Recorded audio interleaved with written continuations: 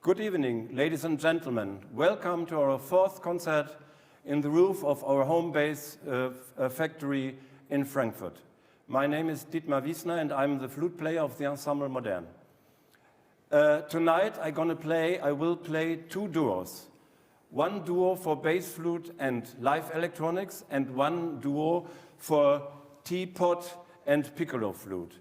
We'll start with the duo for bass flute and live electronics, and this piece I would like to present a little bit in the form, in the tradition of our Happy New Year's concerts, which consists of meeting the composer and talking about the composer and talking about the piece. So the first duo for bass flute and live electronics is the piece Madrigalbuch 4 from Orm Findal, by Orm Findal. And I'm very pleased to introduce and welcome Orm Findal. Good evening, Orm. Yeah. And, hello. Thanks for inviting me. You are very welcome. Yes. And I'm glad that you're here. And so my first question will be, I know you for many years, and I know that you for many years you're very active in the field of electronic music, composition, analog and electronics. So can you please give us a short view why electronics and why? I mean, first of all, of course, because I'm very fascinated by technology and electronics, but then also because I feel a little bit that it resembles our situation or my personal situation in the world. We interact more and more with electronic devices in all our daily life, and I kind of feel it is necessary, or it would be very interesting to do this on stage as well, not to exclude the technology from stage, but just to show the situation we are all in anyway, all the time during the day, so to speak. Okay.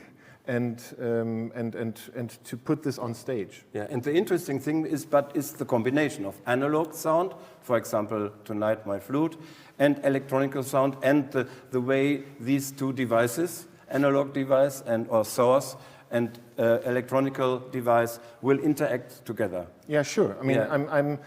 I was trained as a classical composer, so I wrote instrumental music. I still write instrumental music. It's not everything that I write is with electronics, but I really like the cynical idea that there is a person, very skilled musician on his instrument, on analog instruments, who's interacting with technology. And for me, this is also, as I say, some sort of a metaphor. You know, we interact with these things, and we have to deal with them. And I'm very interested in this kind of combination. Okay. So maybe now we switch to the piece, a duo for bass flute and live electronics called Madrigalbuch 4. Why the title? Well, it has something to do with when I wrote the piece. I was reflecting a lot about pieces by Gesualdo, who wrote a lot of madrigals. Mm-hmm. He wrote very famous madrigals. And also by the music of Luigi Nono, Das Atmende Glaser, which is a piece for bass flute and electronics. It's a really beautiful piece, and I've heard you perform it. And so I was very inspired by that, and I thought that would be an appropriate title for a piece for you. Yeah, I mean, I like the title very much. And maybe we say a couple of words of our work, because our work, not only the duo in itself, as you will hear later in the result, is a sort of interacting combination. Also our work, our approach to this composition was kind of an interaction, you know? Yes. I remember very well that the piece in structure, in its overall structure, was sort of finished. But then we met together and we worked on the piece and worked on colors, worked on techniques and stuff like that. Yeah. Could you say something?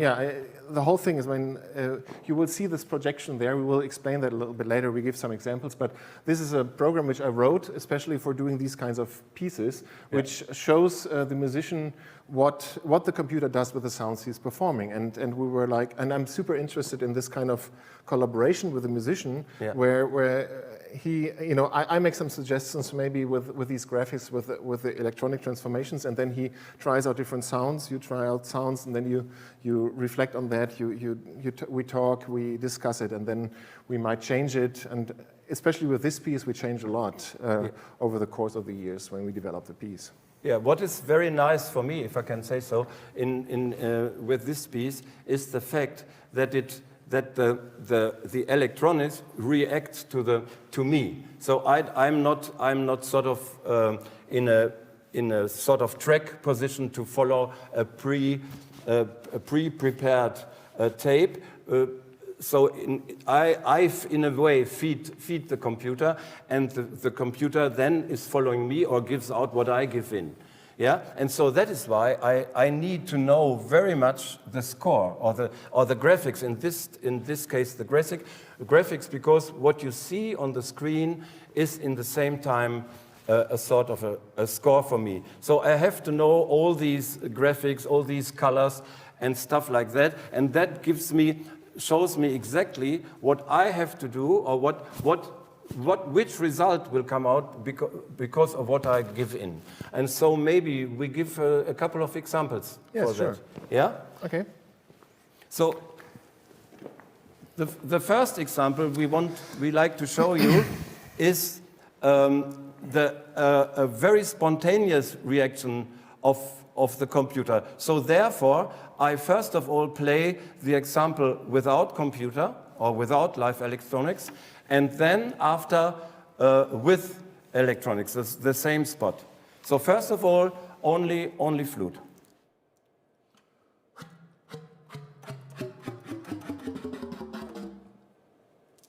This is a very special technique.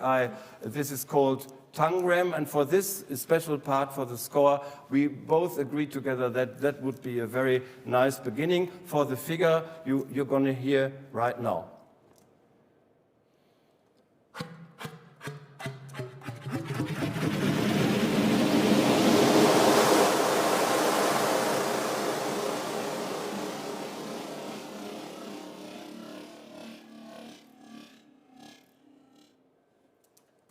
So in the beginning, you could hear very well, it was just the sound I was giving, and then immediately, maybe you go back to that spot, and then it's, that one. In the beginning, it's only giving back immediately my input, but then you see all these overlayings, and that is what the computer or the live electronic does out of my initial sound. And I have to know that, so I always know exactly what I have to give in. We would like to give you another example from the beginning. Again, first without electronics, yes? Or sure. I give in. It is without electronics in the beginning anyway. Okay, yes. This comes back very, very much later. So I give you now 3 different examples to show you how the computer reacts different of my input. I give you the first input.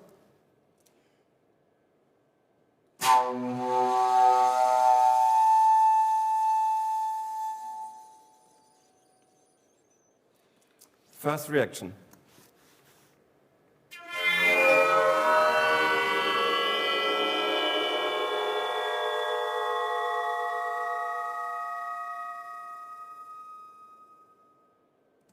And now I give another input. We switch back to the beginning. And I still play in the low register, but very soft and no split notes and no overblow. Just a very short and very soft low note.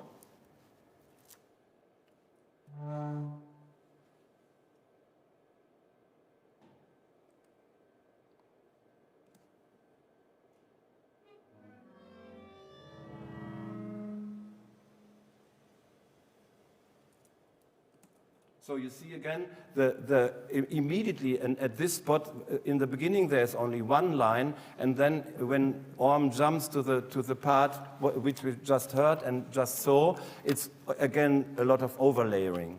And of course, I have to know that too. Now I give you another example. I play a very high but soft note.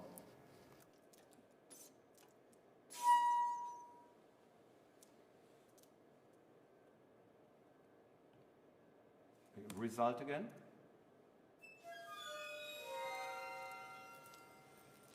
Yeah. So now you could see how the live electronics reacts different to my input. We would like to show you now another. Yeah, the violet one down there. Yeah, exactly. Now we would like to show you a note. Maybe I play once the note for myself.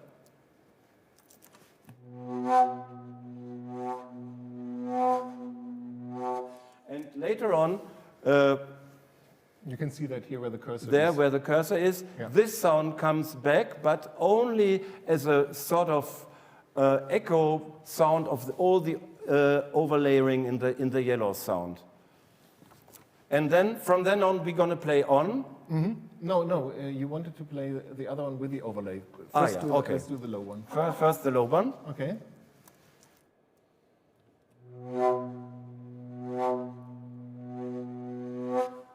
And now we hear the overlay.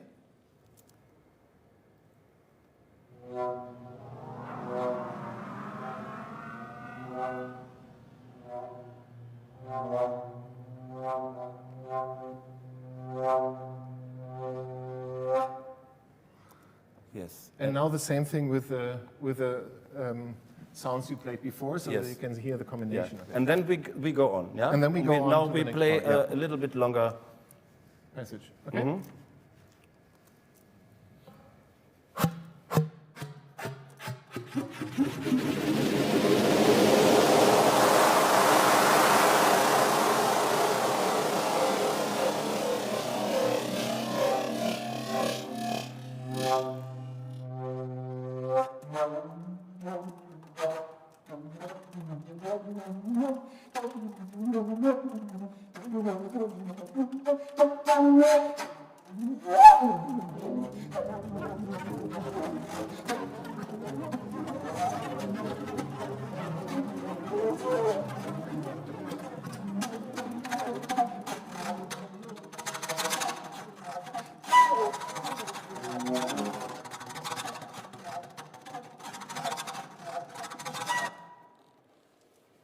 Yes. And now we would like to go to the beginning again and show you why also the title, because the very first minute, or even a little bit longer than the very first minute, we have only chords on the flute. And the main note in all these chords will always be more or less the C. So first of all, I have this sound.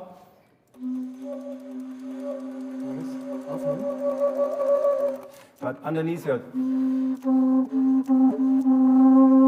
So first chord.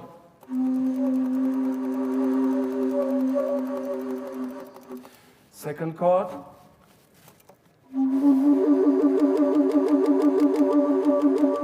Again the C.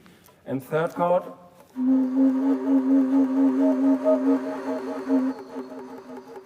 So you always hear the C underneath, but in between you hear in the middle register of the chord you hear very shadowy. You hear other notes sort of always interacting. These chords come later back in the piece. They are reflected very much later, and we give you one example of one of these chords. Ready? Mm-hmm.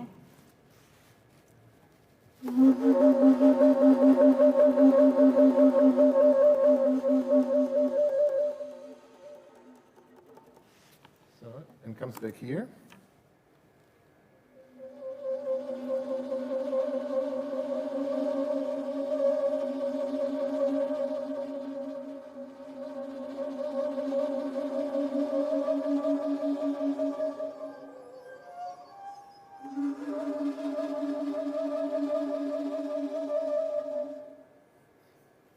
Yes. So we thought there would be enough of these examples which show you in a good and clear way how the live electronic is fed by me and how it interacts and how we interact to each other, because of course the feedback of the computer again is inspiring me to do certain sounds and certain gestures on the flute. Now we're going to play the whole piece. Maybe we should say one more thing, is Okay. that the piece, that there are parts which are really fixed, which we discussed and which are completely written out, and then there are also fairly large parts even, where you improvise and where you play different each time when you perform the piece, and you just try, and we try to create some sort of a dialogue, because also I'm controlling the volume of the computer, and so we're trying to interact. Yes, in those parts as well. Especially there's a very long, very silent part, Yes. where we agree that I play very, very, very, very little and very soft, but that I play sort of due to the situation, and I can choose the chords or the sounds I like to be there in that moment. Exactly. Yeah. Okay. Now we're going to play the whole piece for you. Madrigal Buch 4.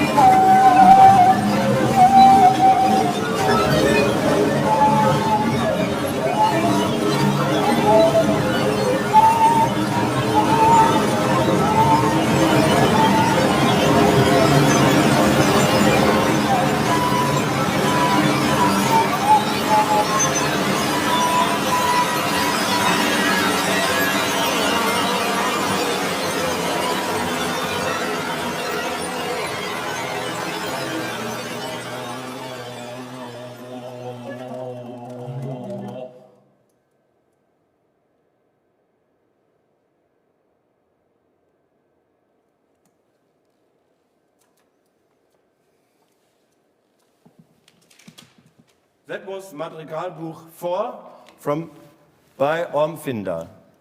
Thanks. Thank you very much, Orm. Orm will stay at his position with the computer.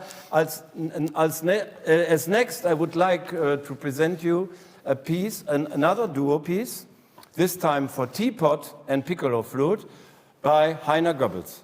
It's part of a scene out of the music theater play Black on White, in which the ensemble performed worldwide over 70 times. In this May, if we are allowed to, we will play the 75th and the 76th performance of this wonderful music theater piece. And in this little scene, I'm gonna play now for you. There is a text from Edgar Allan Poe. This text is called Shadow, a Parable. And I think in this text, you will hear quite soon, there are some words and some sentences and some very, very poetic moments, which will, I think, count for all times and has a sort of a relevance for all times. The reading of this text will be, as in the original music theater play, will be by Heiner Müller. He comes from tape, and he talks in German. He reads the text in German, but we also will have a translation on the screen in English. And while Heiner Müller is reading the text Shadow, a Parable, I will sit down and heat the water for the teapot, so the teapot will start sounding. And when the text will be over, the hopefully the water will be boiling, and I can play the toccata for piccolo flute and teapot. In the meantime, also, when the water is cooking or boiling, there will be some nice interactions with tea bags, but I think you will see that. I don't have to explain it. So I'm gonna sit down now and get my piccolo flute, and Orm, maybe I just do the gas, and then you could start the text.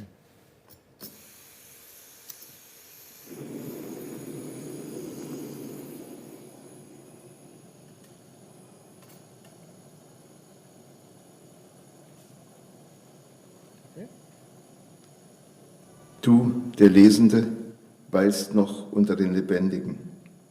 Ich, der Schreibende aber, habe längst meinen Weg ins Reich der Schatten genommen.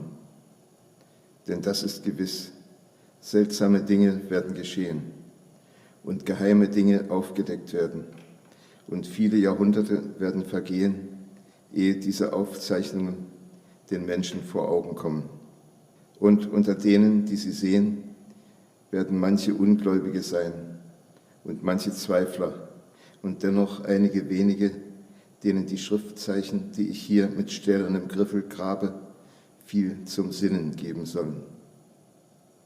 Das Jahr war ein Jahr des Schreckens gewesen und der Empfindungen, die noch stärker sind als die Schrecken, für die es auf Erden keinen Namen gibt. Denn viele Zeichen und Wunder waren geschehen, und fern und nah, über Meer und Land, hatten sich die schwarzen Schwingen der Pest ausgespannt. Für jene aber, die in den Sternen zu lesen wussten, war es ersichtlich, dass die Himmel einen bösen Anblick boten. Und mir, dem Griechen Eunos, wurde es gleich andern klar, dass nun die Wende des 794. Jahres gekommen war, da beim Eintritt des Witters der Planet Jupiter vom roten Ring des schrecklichen Saturn umschnitten wird. Wir saßen nachts, unser Sieben, bei einigen Flaschen roten Weines in einer edlen Halle der düsteren Stadt Ptolemais. Und der Raum besaß keinen anderen Eingang als durch eine hohe erzene Pforte. Und der Künstler Korinnos hatte die Pforte gebaut. Es war ein kunstvolles Stück, das von innen geschlossen wurde. Es gab Dinge um uns her, von denen ich nicht deutlich Rechenschaft geben kann. Materielle und geistige Dinge. Eine Dichtigkeit der Luft, ein Gefühl des Erstickens, eine Beängstigung und vor allem den schrecklichen Zustand, den nervöse Menschen durchmachen, wenn die Sinne scharf und wachsam sind, die Macht des Gedankens aber gebannt liegt. Eine tote Last drückte auf uns. Sie lastete auf unseren Gliedern, auf den Gegenständen im Raum, auf den Bechern, aus denen wir tranken. Und alle Dinge wurden schwer davon und bedrückt. Alle Dinge, bis auf die Flammen der 7 Lampen aus Erz, die unser Fest beleuchteten. Sich aufreckend zu hohen, schlanken Lichtstreifen, brannten sie bleich und regungslos. Und in dem Spiegel, den ihr Glanz auf den runden Ebenholztisch warf, an dem wir saßen, gewahrte jeder von uns die Blässe seines eigenen Angesichts und das unruhige Flackern in den gesenkten Blicken seiner Gefährten. Dennoch lachten wir und waren fröhlich auf unsere eigene Weise, die hysterisch war, und sangen Lieder des Anakreon, was Wahnsinn war, und tranken tiefe Züge, obgleich der purpurne Wein uns an Blut gemahnte.